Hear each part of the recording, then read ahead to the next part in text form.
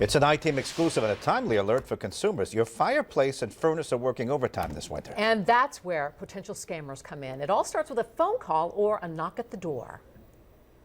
They're still out there, and people have to be careful. Local homeowners asked the NBC 10 I-Team for help, and now the I-Team's Katie Davis is tracking a problem that's heating up again in New England. It's a welcome source of warmth during this snowy winter, and keeping your chimney clean is key. But the NBC 10 I-Team learned letting the wrong person into your home can leave you out in the cold. Don't trust these guys, these cold calls. Don't trust them. This Warwick homeowner sat down with the I-Team after her encounter with an out-of-state chimney company. She asked us not to identify her. It all started with a call offering a special $59 cleaning. But once the crew arrived, We could have carbon monoxide poisoning and all of this. It was going to cost $1,530. He went on the roof and came down and showed me on his phone a picture of my chimney. 99% of the time, there's nothing wrong. Jim Casey is a licensed, insured, and certified chimney sweep with more than 40 years experience.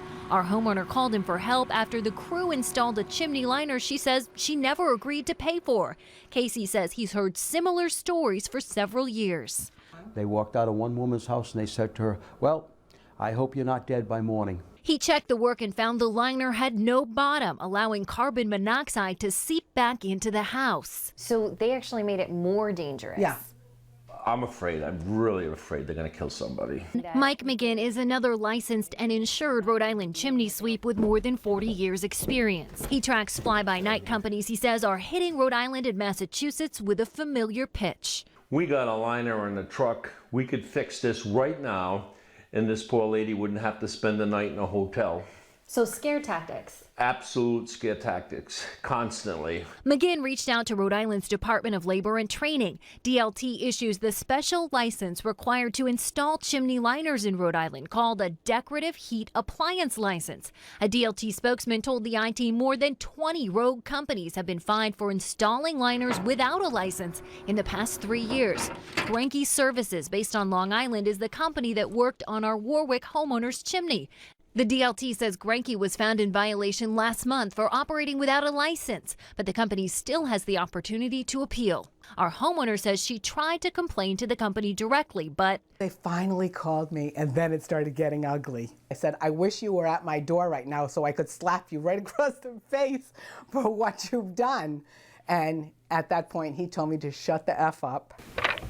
when I called Granke on Thursday, the owner told me he would make any complaints right, but he hung up on me before I could ask more questions. Hello?